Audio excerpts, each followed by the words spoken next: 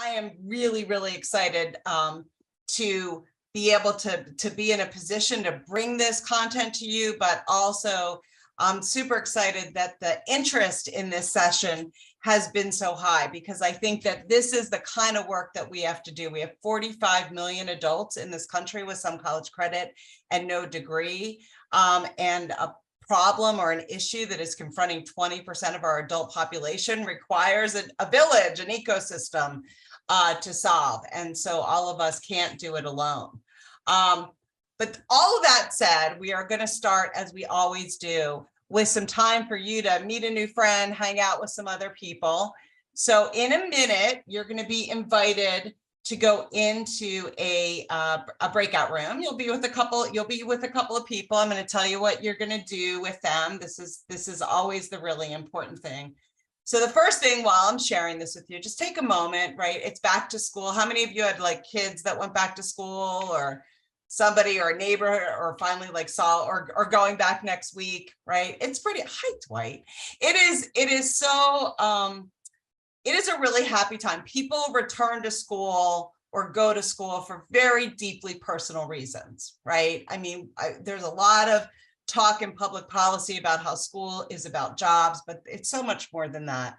So what I'd like you to think about is reflect on just a really positive, human-centered education experience that you found uplifting or motivating or simply fed your skull. And that could be an adult you're working with, that could be one of your children, it can be anything, but just anchor to the happy place about education as a path to somebody achieving self-actualization, something that made you feel good about that. And we're going to go into breakouts, and what we're going to ask you to do with that idea is just to first introduce yourself, make a new friend, talk about all the stuff that you want to talk about, and then ask you all to just go around and share that experience, just acknowledge the experience and go to the next person. If you have more time, you can just keep sharing or talking. We're going to give you about 10 minutes in these breakout groups. We really want you to have time to have a connection. It's the only time during this session. We try to do 2 breakouts, but in this session, we only are going to have time for 1 breakout. So we want to give you enough time to enjoy each other. And when you come back, as always, for those of you who have the heart and mind to do so, we're going to ask you to share some things with the group, just what you learned or what you talked about. But we're going to ask everybody to share their good experience in chat when they come back. So you're going to be ready to type. And all of this, as always, you're going to get full instructions in your chat. So right about now, we are going to put you into breakout groups, and you will get your full instructions, and I will see you back here in about 10 minutes. Does that sound good? Everybody, thumbs up. Everybody understand? Did everybody have a good time? Yeah. Mm-hmm. Everybody had a good time. So remember, what was the first thing that you were going to do? Somebody tell me. Introduce yourself. Well, that too. No, the first thing you were going to do when you came back to the room. Did everybody introduce themselves though? Did you follow instructions? Yeah, we have to basically share very briefly this education experience that has moved us. Exactly. Thank you, Doug. So we're asking everybody to make us all happy by throwing it in the chat. So let's start to see the chat moving. And then for those of you who have the hearts and minds to do so, I would love to bring some of those stories into the room. So use your little reaction thing and think about whether you want to do that. So put it in the chat. I'm looking for chats. Come on, send a note to us all. Tell us about your thing.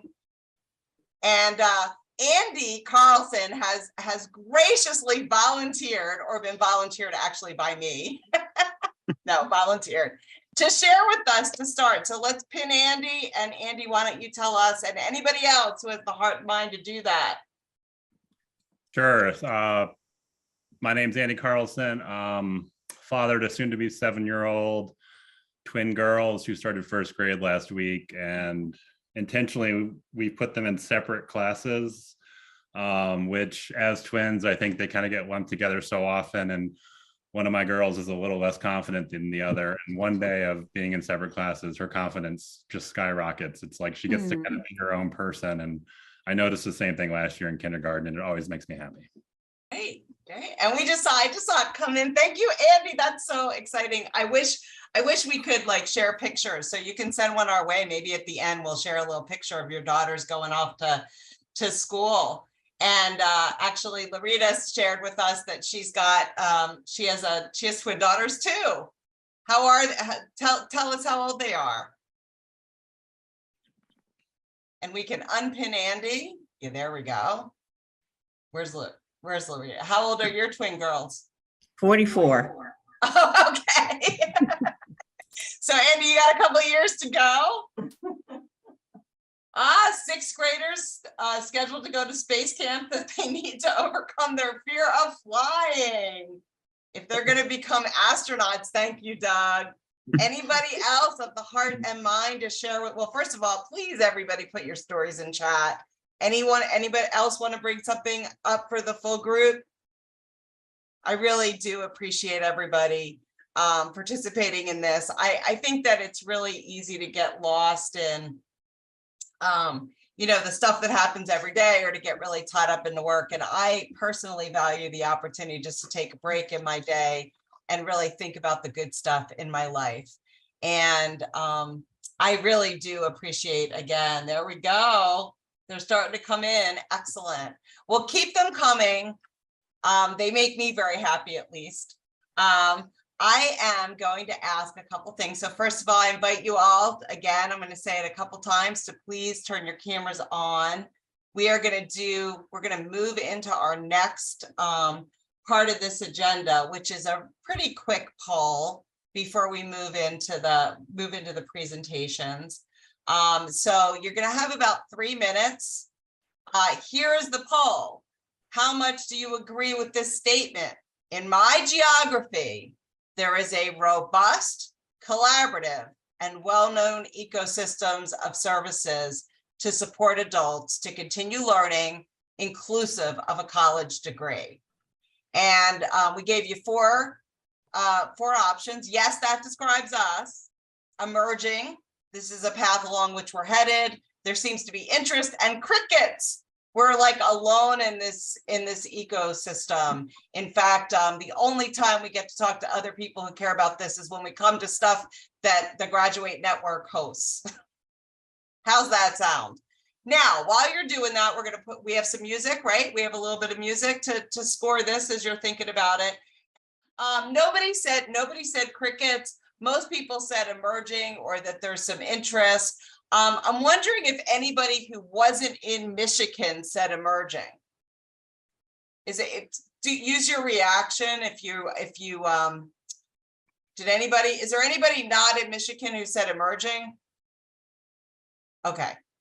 Oh, Martha Hughes raised her hand because Martha's building the ecosystem in do you want to, Martha, do you want to share a little? I also just wanted to comment that I think New Mexico's new Opportunity Scholarship that supports adults to have free college tuition and fees paid, so free college tuition and fees paid for, is really supporting adults in that comprehensive way. So I guess that's what pushed me a little bit more towards the emerging than the interest.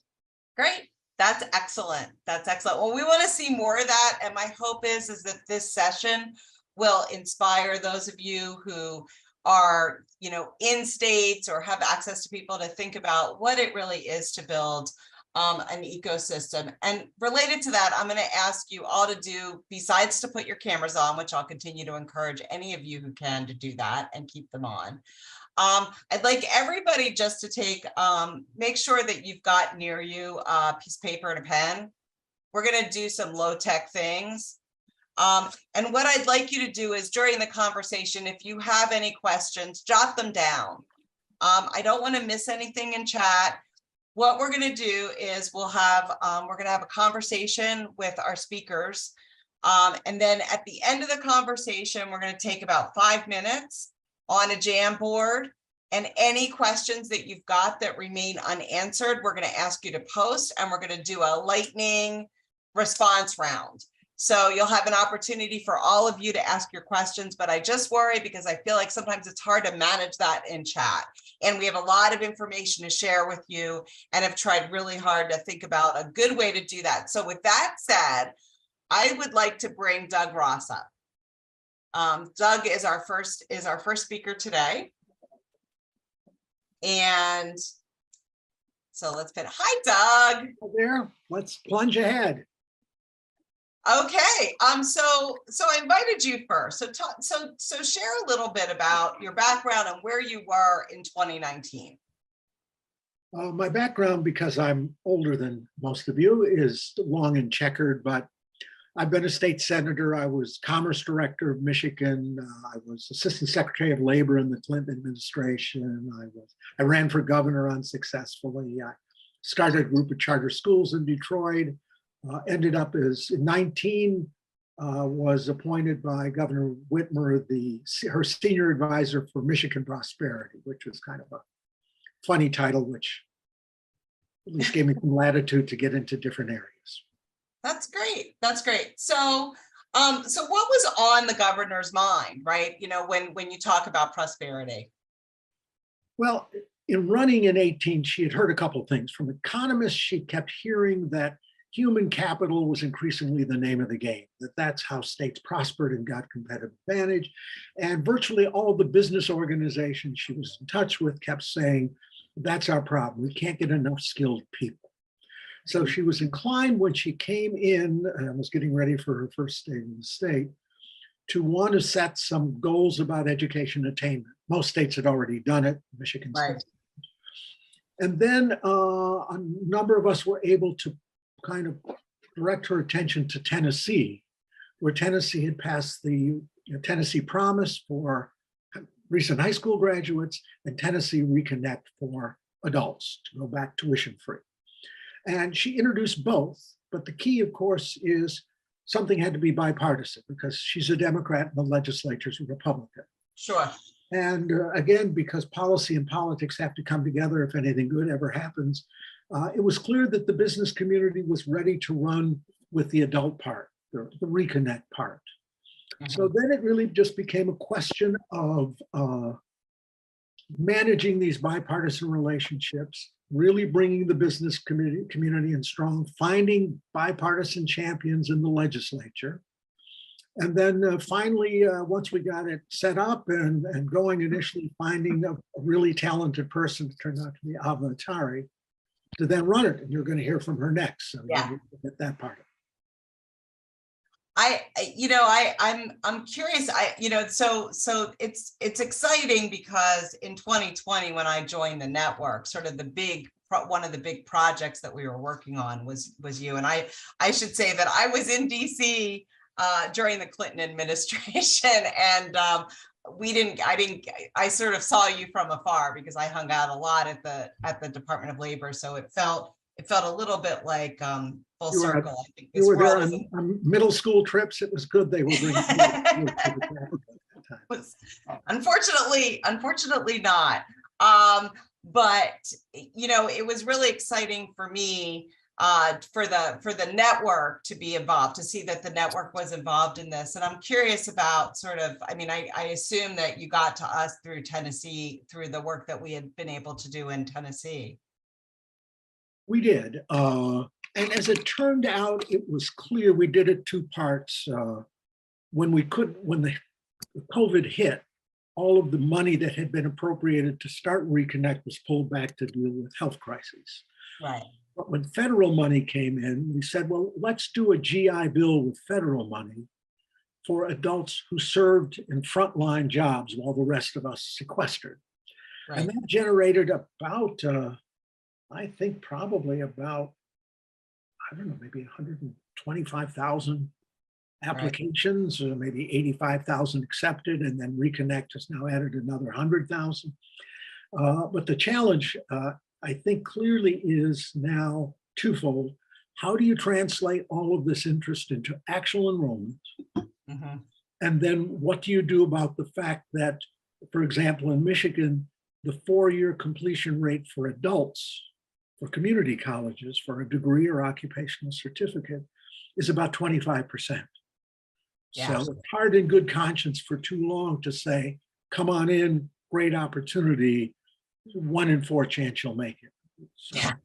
those are Well, some we're of the gonna things. We're going to So talk now about they're that, and you gave a really. I'm going to just tease that you'll be back with us because since you've since left the state and have started something called the Diploma Equity Project, which is also a contributor to this ecosystem. So we'll see you again. But thank you for kicking us off, because I really do want to bring in Ava and to talk a little bit about the actual program, like what is Michigan Reconnect and the Office of 60 by 30. So Ava, welcome to the stage. Thank you so much. It's great to be here. I'm happy to have you. So you're the program officer of 60 by 30. Do you want to tell us a little bit about what your office does before we jump into the specifics? Because, you know, Doug mentioned a bunch of stuff that's bigger than Michigan Reconnect or beyond Michigan Reconnect. Sure. So I'm the program administrator for the Office of 60 by 30, and largely our office is working towards, we're overseeing the Michigan Reconnect and Futures for Frontliners Scholarship Program. We're trying to ensure that, the state is on track to achieving this post-secondary attainment goal.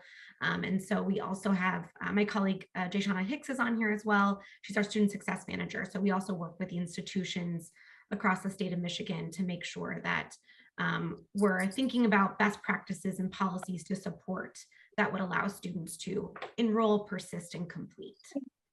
That's wonderful. It's important work, and I'm excited to unpack it. So before we jump in completely, let's just be really clear about what Michigan Reconnect is.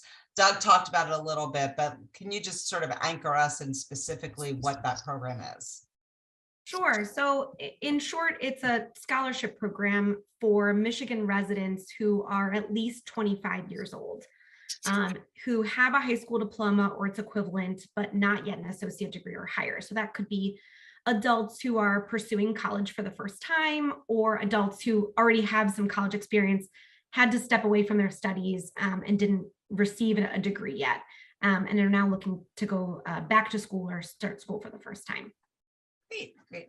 So you became official in this role last year, which is when I got to meet you, but you were in the department back in 2019 doing some other kinds of work. So you sort of had a bird's eye view to all of this as it was taking shape.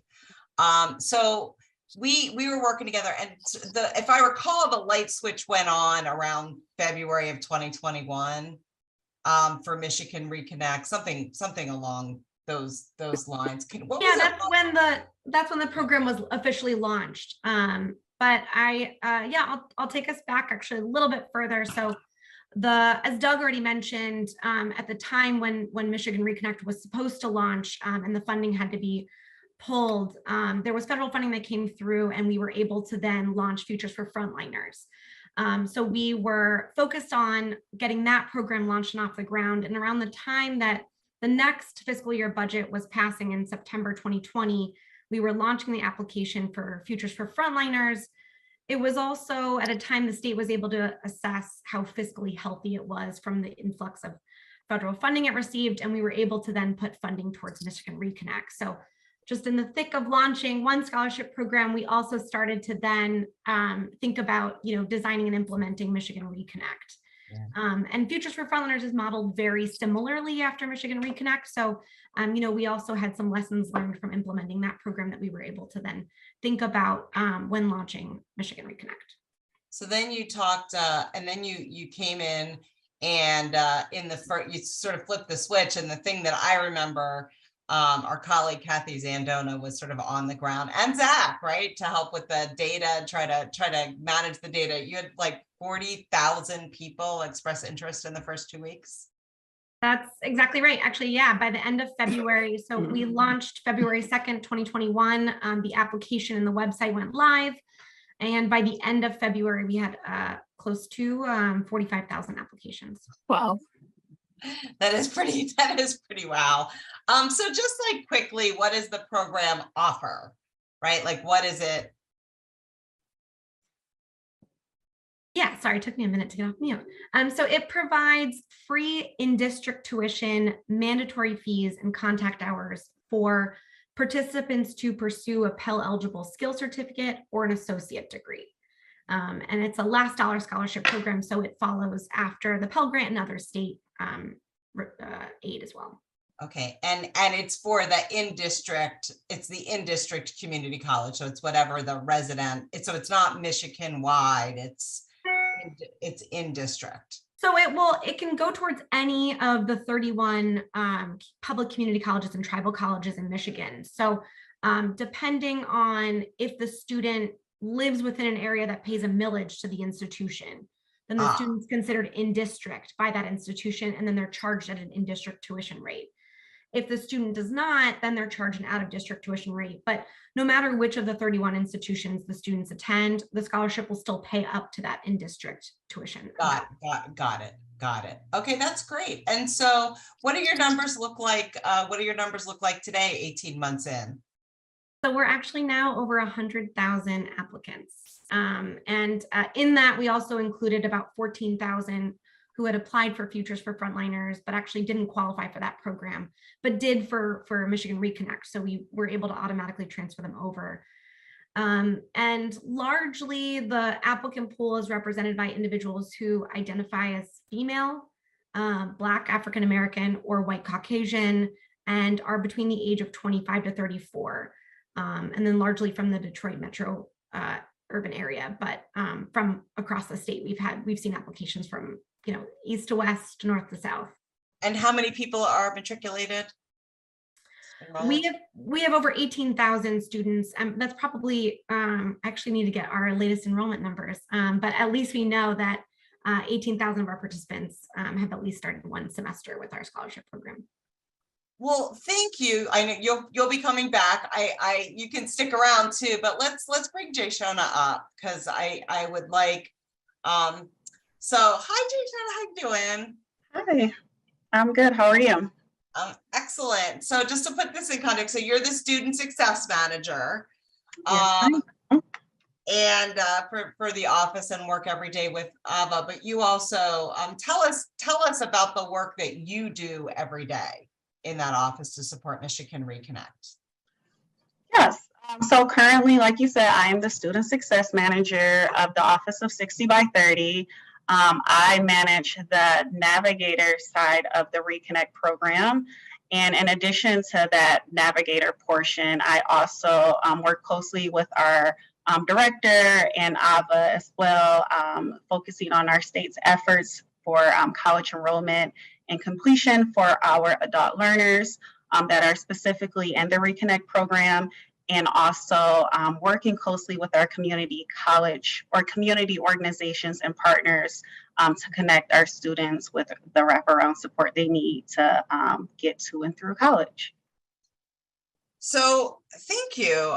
Yeah, it's very complex and it's hard to it's so multidimensional. Sort of unpacking it is interesting. One of the things that I think makes Michigan Reconnect a really interesting scholarship program is that, again, standing it side by side with navigation.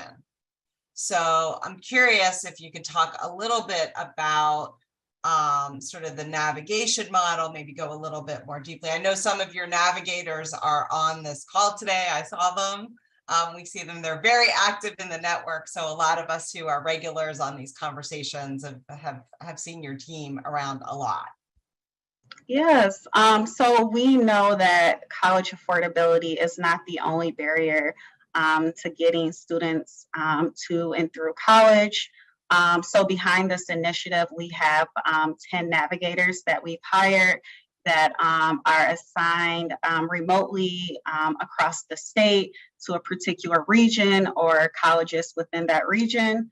And essentially the navigator role, navigators, they're here as a institution neutral liaison, point of contact to help students with the college enrollment process, accessing the Reconnect scholarship, and also connecting our students to those wraparound supports that were already housed in their community to help them through their academic journey.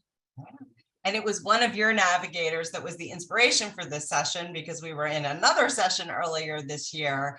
And she was talking about the work in a breakout group, and there was a request to like learn more about Michigan. So that's one of the reasons that we got here to today.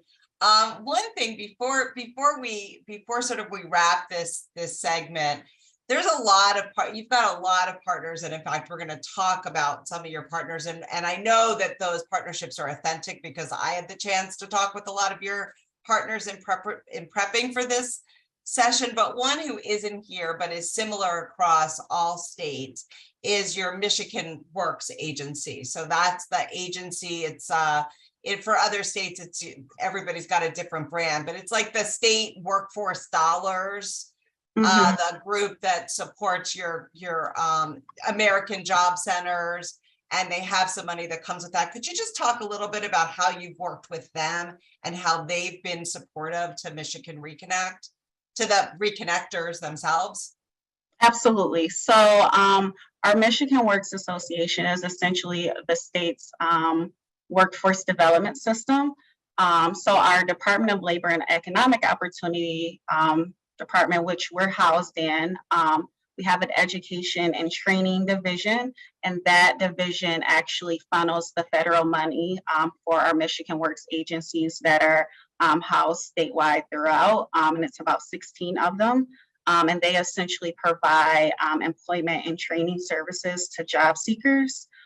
So given that our Leo leadership is like very hands-on with the Michigan Works agencies already, it was important to bring awareness to about Reconnect to all of our departments, agencies, and divisions, especially those who have a hand in like employment and education training. So we kind of like pitch Reconnect, raised awareness to Reconnect to them so they could share with their clients. And in that conversation, we realized like, while we provide in-district tuition, some of those non-tuition expenses we don't cover. And fortunately, Michigan Works, they provide services such as transportation, housing, rental assistance, childcare, you name it. So it's great that sometimes, you know, if we get a Reconnect student that needs some additional support, we have a point of contact for each regional Michigan Works agency. We're able to do a warm handoff to the Michigan Works agency, and in hopes that they'll be eligible for some of the services that the Michigan Works agency has. That's really important. That's really important. And certainly I would love for anybody who has a similar partnership in their state to call it out in chat, and we may follow up with you, because I don't think that probably happens enough. I think it's pretty transformative, because for at least from a human-centered standpoint, you're lowering the barriers. You're sort of lowering these artificial barriers between, you know, training versus education versus, you know, other things, and sort of modernizing a system and making it certainly much more centered around the human. So I'm very appreciative of what you're doing, and I am going to actually bring up a couple of people who are for which you are a favorite partner, because they couldn't say enough about the collaboration with you. So why don't we bring Trisha up from the Michigan College Access Network, and something really cool called the College Completion Corps. Thank you, Jay Shona. Jay Shona will be back, and I hope everybody is documenting questions. And I should also say that in the chat, we're dropping in a whole bunch of links. They will be available to you in the follow-up email, but you can follow along and sort of see where people work and see their bios, so that you have lots of access to information from this. You know, Trish, it's so good to be talking with you today. I am so intrigued by the College Completion Corps, but before I do that, could you just share a little bit about the College Access Network's mission in Michigan, right? Because you're a little bit more than just what you're not every man's college access network, right? Yeah, Sally, thanks for having us here today. It's good to see you all. So Michigan College Access Network, our goal and our mission is really to increase college readiness, participation, and completion in Michigan, particularly thinking about 3 priority areas. So thinking about low-income students, first-generation college-going students, and students of color. And I think that as we think about this work, traditionally, sometimes we think of the work from like more of a K-12 transition from high school to college, but we're really leaning into and increasing more our scope about engaging adult learners in that experience, because we know the data shares with us many things about adult learners, but one thing we know, to reach our goal, we need to invest in our adult learners as well. So we're a statewide intermediary nonprofit organization, and our goal is we're a network focus. So we are dedicated to supporting those who support the students. And so the only exception to that, though, is the Department of Service Strategy, which is where I work at. And in the Department of Service Strategy, we do have 2 AmeriCorps programs, Advise Michigan and College Completion Corps, that focus on access and success. So that's the only exception to that piece where we do direct service with those programs. Thank you. Thank you. So tell me about the College Completion Corps, because this is totally cool. I'm really excited about it. Yeah, thank you. And it launched in an exciting time. So we are, an AmeriCorps program that launched in December 2020. This was all happening as Ava and Jay Shana and Doug were mentioning Futures for Frontliners and Reconnect Scholarship. All of these things launched in the kind of the same time frame. And so I think it was exciting to think about how we support students through the financial parts of college access and persistence, but also through that support piece. So in launching in December 2020, what we essentially do is we place coaches on college campuses, primarily community college campuses. We do partner with the 3 tribal colleges in the state of Michigan, and then we do have 2 4-year colleges that are focused solely on working with students that are getting a certificate or associate degree as well. But our coaches work with a cohort of 100 to 150 students with the goal of working with them in one-on-one through group activities and workshops, as well as also then electronic-based campaigns to really help support student retention, persistence, and completion. And completion could be that 2-year degree. It could be then also thinking about that transfer process as well, and those stackable credentials as they navigate their college journey. We really focus on being a connector to resources. So we know our campuses are doing amazing things already, but to navigate the complexity of the system, especially in times when pandemic has added more barriers to folks navigating both the college and the community setting, we focus a lot on being a connector, being that champion for a student as well. So really being there to say, you've got this, we believe in you. We know you might be hitting a bump in the road, but let's talk about that and think about how we can get you connected to a network of folks that can help you ultimately reach your goals. And then we look at really thinking about how we can help be an advocate for students, recognizing systems sometimes present those barriers. How can we help advocate and help them find the questions to ask to overcome those system barriers that we see? And ultimately through all of that, what we're hoping to do is build a sense of belonging. So really building that network for the student, both an academic network and a personal network, so that they can continue through their college experience. And so we approach our work through what we call a student success plan. So that's our framework. We have 5 bucket areas there where we really focus on trying to ask open-ended, proactive questions to hopefully reduce the likelihood that someone will reach or hit a barrier. It's fantastic. Wouldn't it be cool? Like you guys could just do a little thumbs up or a reaction if there was a college completion corps in like that, somebody that you could do a warm handoff to in every single college that your students went to, just as Andre. Hi, Andre. Andre gave us a yep. It's pretty amazing, isn't it? It's super exciting. I know there's going to be some more questions about this. So everybody just keep writing your questions. I have one final question for you before we get to somebody we all know and love. So Michelle Cyrus is coming up next. So she'll be here in just a minute with us. But I do want to ask you have one other thing, because there's just such a complex ecosystem, and that's this ECHO scholarship that I noticed on your website. And I will say I clicked through because Martha, who you heard from earlier, there's a lot of ECHO work there's like different acronyms for things, and there's a model called ECHO, and Martha's advancing that in New Mexico. But I was really curious. So could you share us a little bit about that?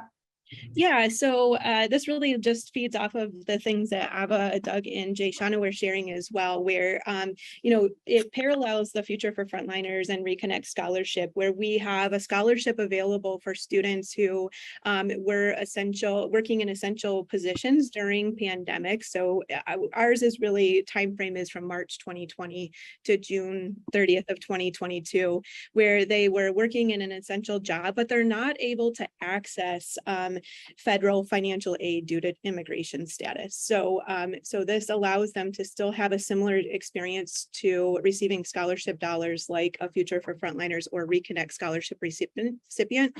But given the barrier of that immigration status, it opens up them to have that experience without needing to meet that eligibility requirement. So again, super excited to be able to continue to partner with Leo Office of 60 by 30 and the great work there just to really expand the opportunities for students. And that's what this approach is. So folks apply and have that opportunity to access community college support for tuition, the last dollar scholarship.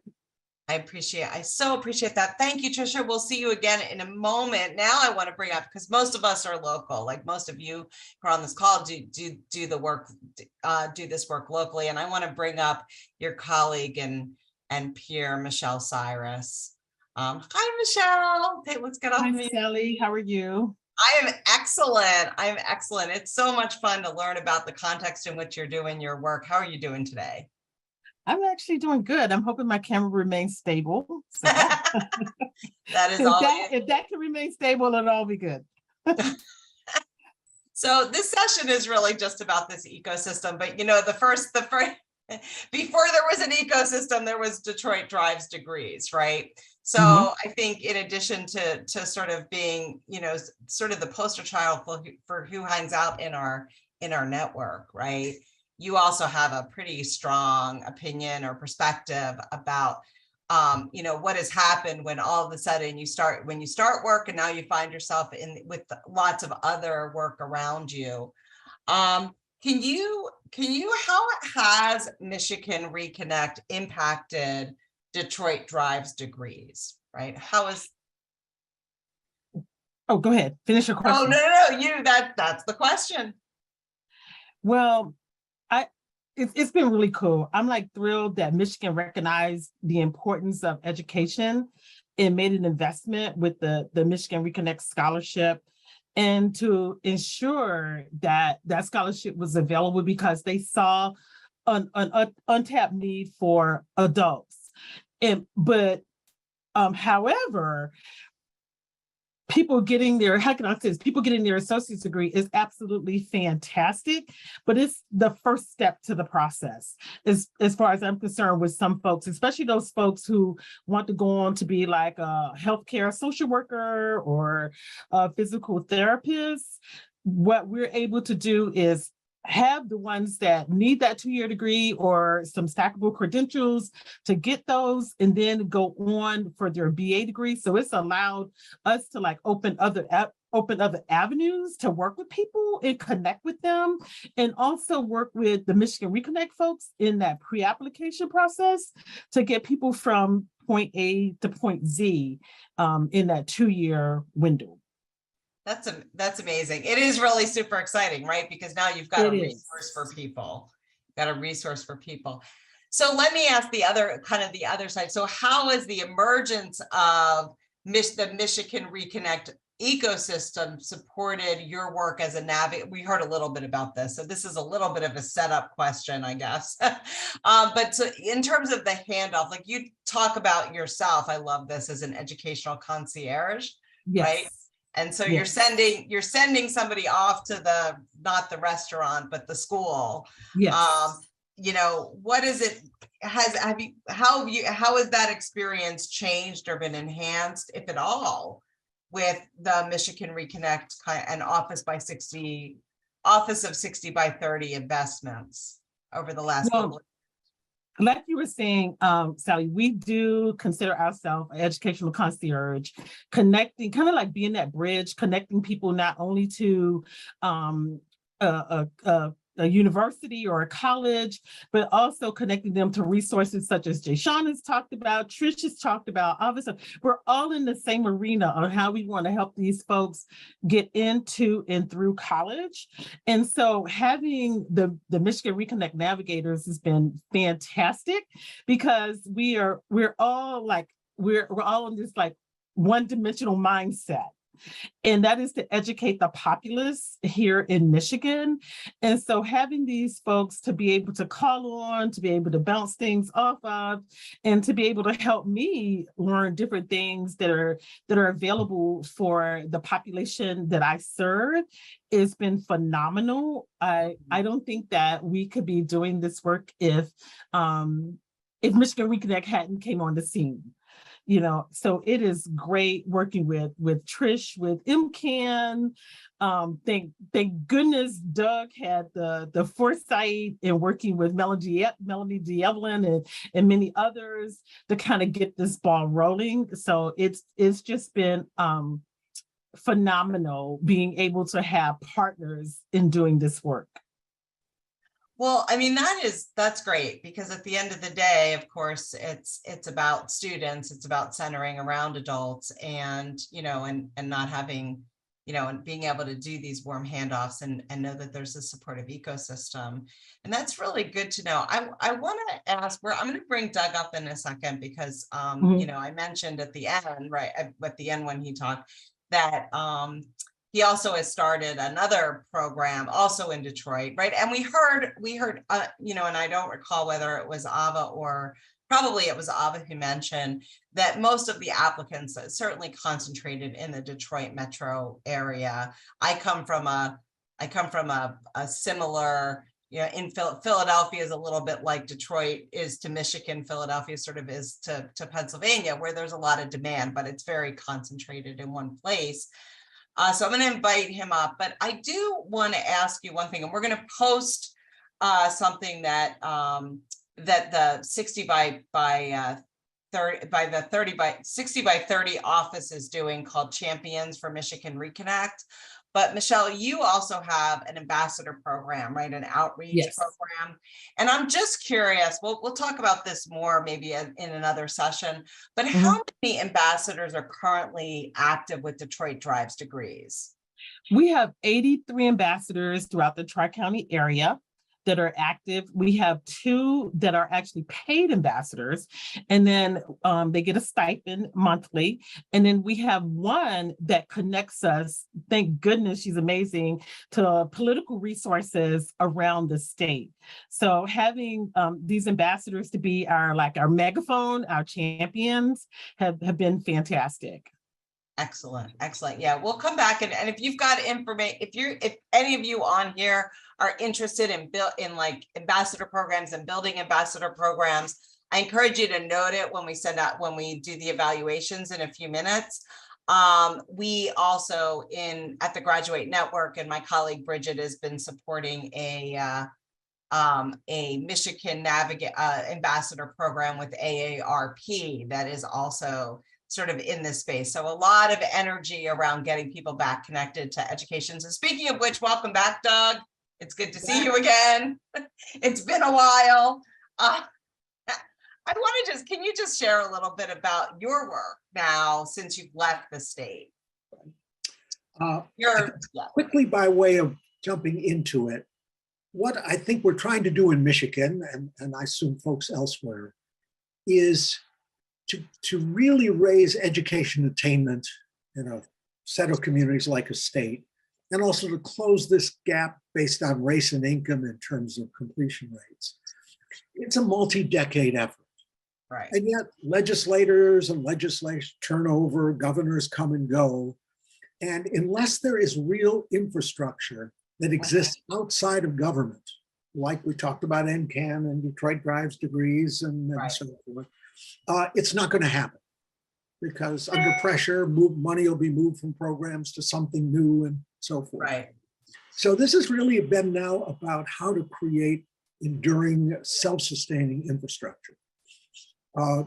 Diploma Equity Project, which along with 2 partners, Melissa Hammond and Danielle North, is attempting to focus very heavily on redesigning systems for completion, particularly completion for first generation students. Our sense has been that despite efforts of best practice being adopted over the last decade by well-meaning universities and colleges, hasn't moved the needle. If you look at completion rates from 10 years ago and now, and the gap between, let's say, white and students of color, really hasn't moved. And what's come out of certainly the Georgia State experience and others, it's much more about a mindset and redesigning systems that support students in different ways. So the Diploma Equity Project is working with some universities and high schools because we think an integrated path makes sense. And we're doing it in a particular way. We're starting with in-depth interviews of stop-outs themselves, of students who started and stopped. And without elaborating it here, what they tell us they need is frankly quite different from what most of us running high schools and universities have provided.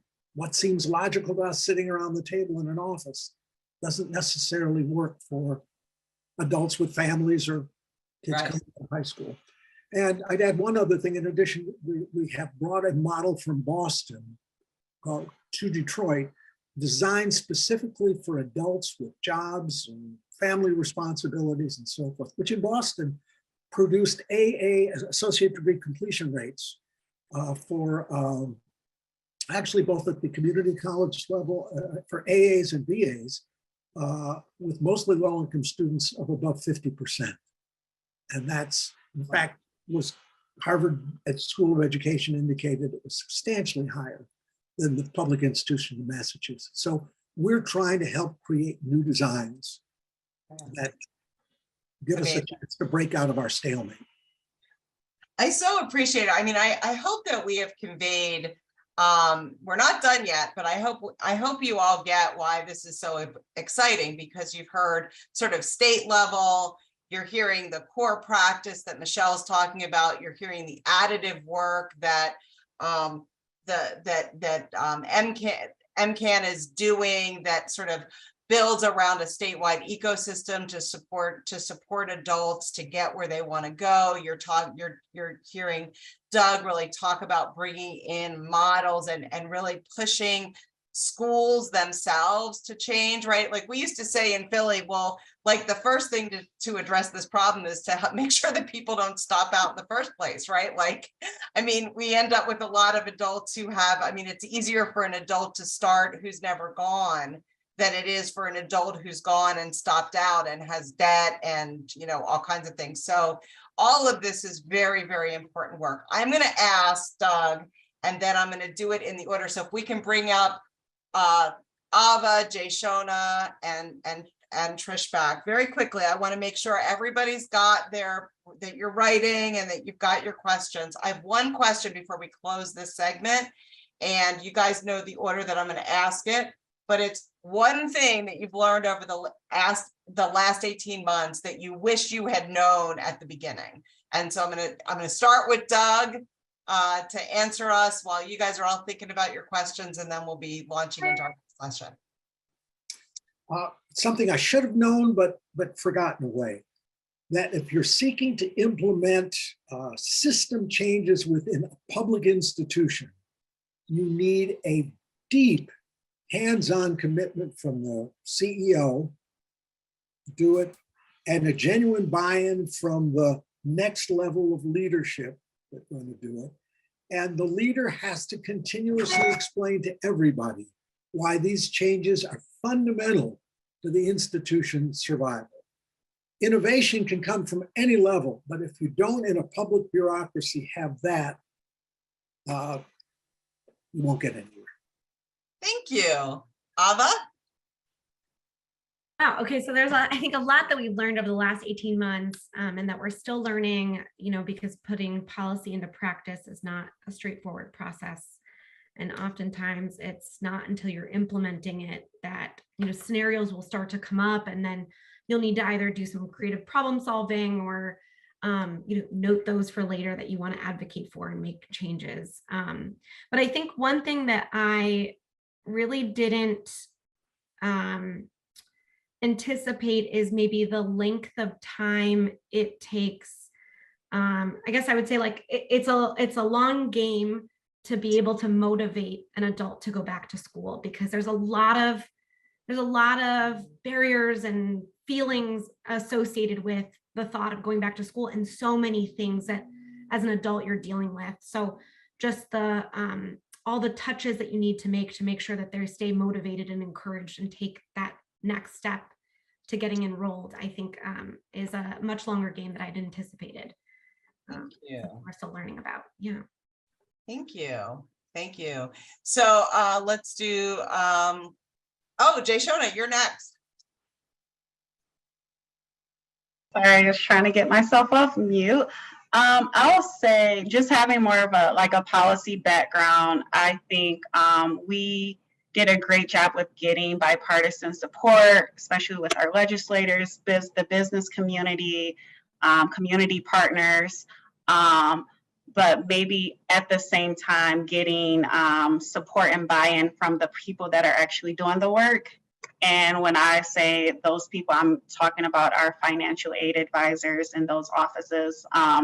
While the program, it's fully running now, some of the things that maybe are some challenges, perhaps if we would have talked to them first before things got into statute, it would have kind of alleviate some of those barriers. Sure. You and every other group that's ever tried to start an initiative. Surprise. Trish, how about you? Yeah, I think I would echo, Jay Shana, what you were saying as far as this piece of recognizing the key players and the buy-in folks within the community college. I think that I knew that, working in programs similar to this in the past with high school partners, that investment from the folks that are there supporting our AmeriCorps members is key. I think the thing that's added a little bit of a challenge here is this piece with so much transition happening at the college levels with staff, and then also thinking about even our community-based organizations that might be those supports for students as well. Given transition that's occurring, it's added an additional element. So I wish in hindsight, I would have as we launched, thought a little bit more about how we do that quicker. We usually spend more time, getting a few folks on board and then building that network. But given the transitions, it would have been something I think we should have done from the start. So that would be my piece of advice there. Thank you. So Michelle, you're gonna close us out. Okay. I agree with Ava. I feel like sometimes I'm doing 50 touches per person on a consistent basis. But one of the things, hindsight was 2020. I wish we probably would have solidified some type of a data sharing agreement. So we're sharing this data back and forth. That would have been one of the main things I think would have been paramount for me. Yeah. We spent a lot of time at the Graduate Network wishing we had done that a long time ago as well. Thank you, Michelle. Thank you, everybody, for your insights. You guys get a quick break.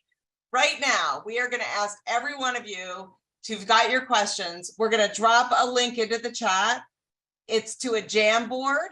We're going to start some music. We're going to ask you all to spend a few minutes. We're going to do a little dancing, and we're going to ask you to spend a few minutes in that Jamboard. I assume that where's the link?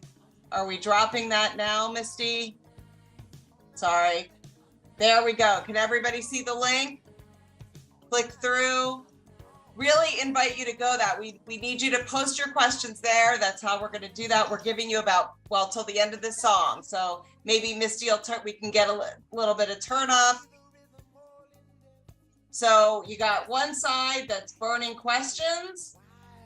And after your questions are posted, how about we get you to commit to something that you might do if you're inspired to help advance the ecosystem. I'm going to invite Doug, Jay Shona, Ava, Trisha, and Michelle back up into sort of center stage so that we can start to talk about these questions. And we'll just sort of figure out who they're for. Where's Michelle? There we go. Okay, you guys ready? Did you dance a little bit while you're waiting for people to do the question? Okay, so there's a couple questions here about funding. Okay, so I'm gonna try to figure out. So, you know, I know, Doug, you talked about the state, the Reconnect dollars at the beginning, but Ava, maybe, I think this is probably to you, but you could push it to somebody else. But like, how do you keep getting these dollars coming? Like, how do you make sure that Reconnect stays alive? And that's not just the scholarship, right? I assume people are asking about the 10 navigators and the other investments that help are supportive to students. So would you be willing to take that? Yeah, and Doug, please feel free to jump in. But our funding comes from state funding. And so in every fiscal year budget, you know, originally we were allocated about 30 million to launch the program. And this past fiscal year and this next fiscal year, we've received 55 million to continue the funding. That includes the FTEs and our funding for some of the investments that we've done with our partners and for our navigators and our program staff. Okay. Doug, if you wanted to, you're muted if you wanted to jump in. It really comes down to politics. You have to continue to do the politics, and that means coalitions, and it means not seeing politics as a necessary evil, but embracing it as the way democracy works and trying to get really good at it. So the big money for the scholarships is really from state dollars, and that requires the political side. I know that at least in Detroit Drives Degrees, certainly in our work at the network, and a little bit in all of this, we have at least one funder partner in common in Kresge, which is a big partner in all of this. Do you want to, and does anybody want to address a little bit the role of private foundations, and maybe Doug, this would be something that, since you sort of started the conversations way back when? I think foundations are critical in innovation in terms of early learning capital. That it's very hard to get legislatures to vote for something that hasn't been tried or is just seeking to develop something new. So foundations are the ones that provide the seed capital. If you can get results, then you have a chance to get more substantial public funding. Okay, I do appreciate that. Kresge's been very, I think, creative and innovative in that area. Okay, great. And then actually not so much related to funding, but related to costs. What are some of the upfront costs we should consider putting aside to get started on an effort similar to Michigan Reconnect? So assume the scholarship is, assume there's a promised scholarship. What are the other costs that you might want to, big buckets of costs that you might want to consider, particularly those that were unexpected? Who wants to take that? Ava, I'm going to shoot it to you. I was just gonna say, anyway, I think there's a lot of costs to consider because, there's the tuition costs you have to consider. So the cost per student, there's the staff that you need to manage to upkeep the program. And then there's, like Doug mentioned, there's some of these innovations and investments that you want to be able to make with partners across the state. For instance, with MCAN, we've invested, over $500,000 or close to $500,000 in their college completion core program to be able to expand the number of college completion coaches across the institution. So, that was something that we felt was necessary to be able to complement our navigators. And then also like IT costs. Data is very, being able to keep that data and analyze it and clean it and manage it is very important, especially in the conversations like Doug mentioned, the political conversations that take place, so that you can make those arguments for why this is necessary, why it's important, and why it should be expanded. Thank you. Thank you. I appreciate that.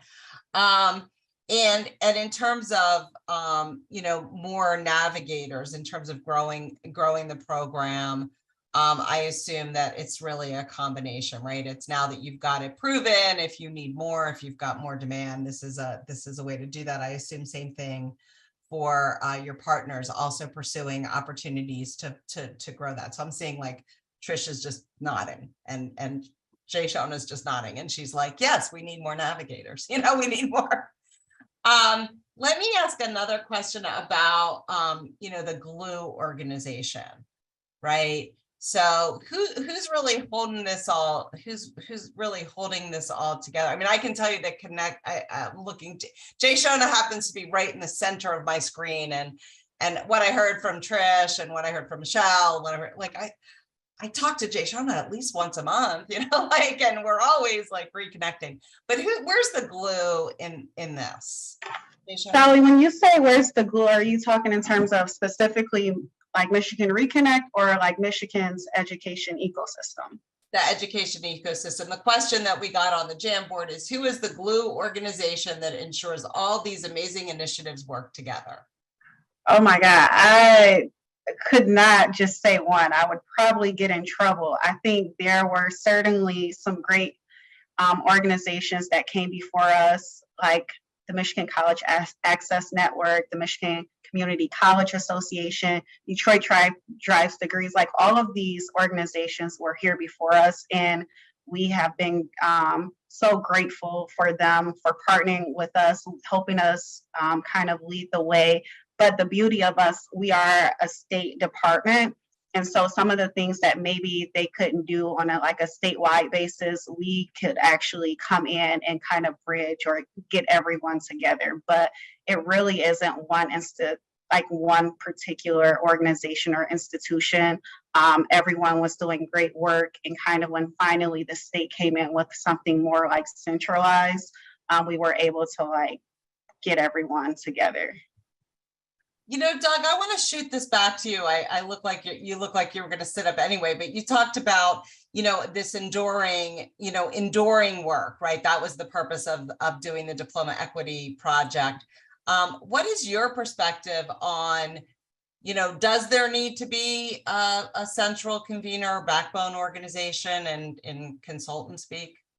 I think that to get the maximum leverage out of all of this, all of these different efforts need to be aligned around common goals, and while not limiting anybody to do what they want to do, trying to assign some primary responsibilities. And I think the governor, for that reason, established the Office of 60 by 30, having 60% of our workforce with degrees by 2030, and now has a very good director in Sarah Zerpicki.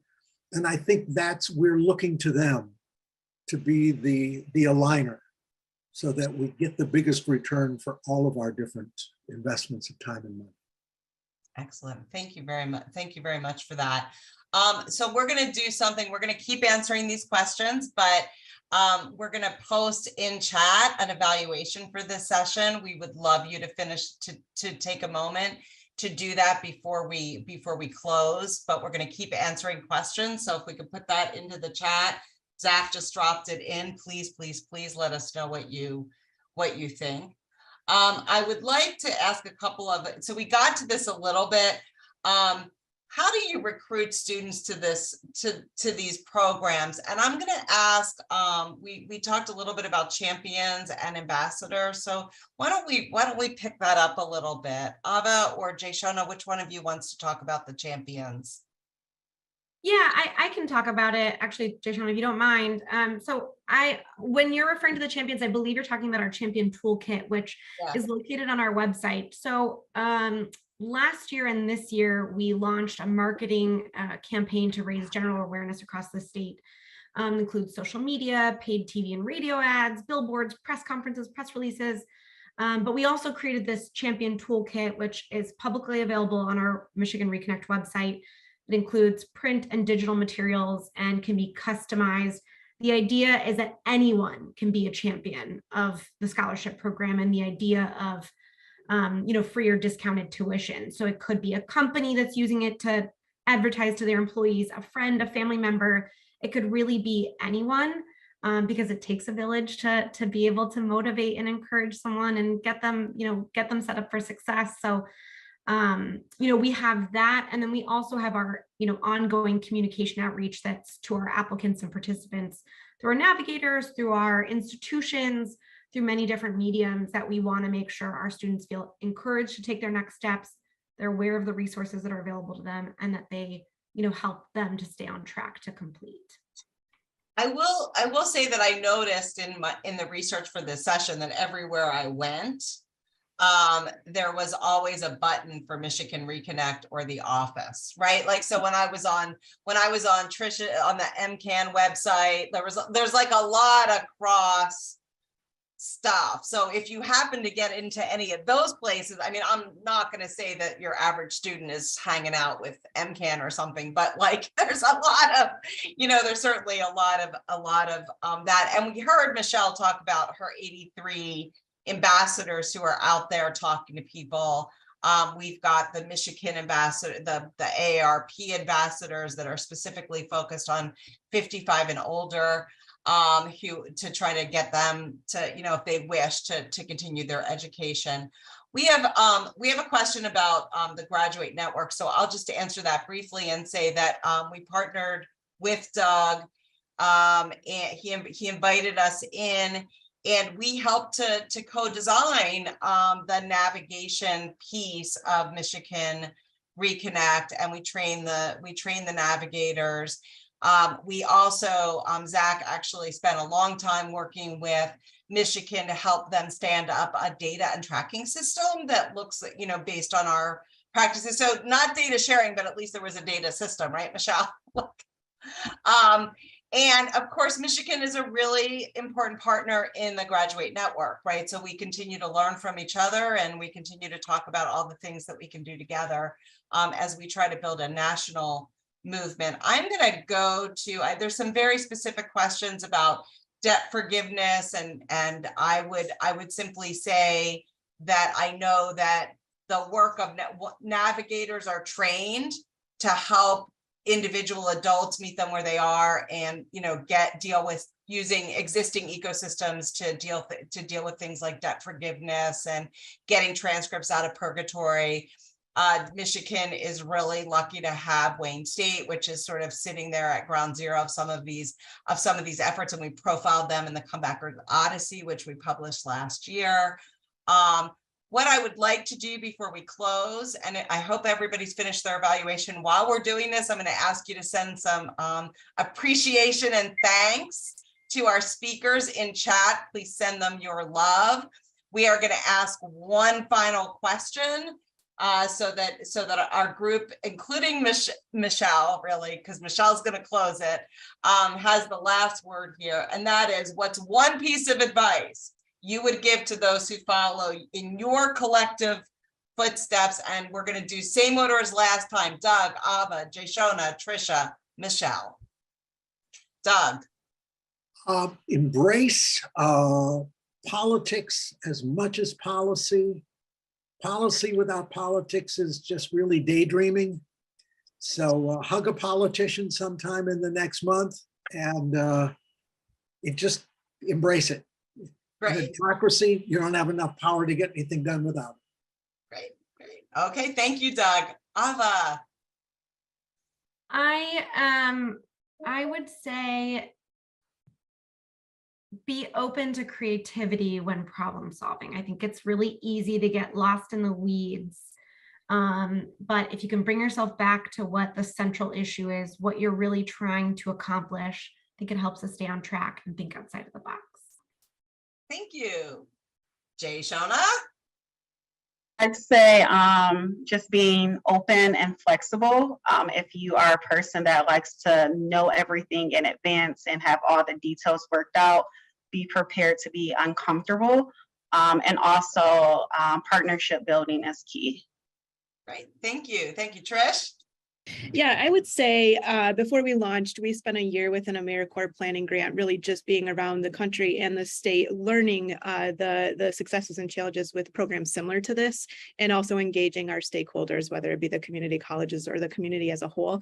So that would be my thing, is just spending some time before jumping in, getting together with folks and thinking about a model that makes sense.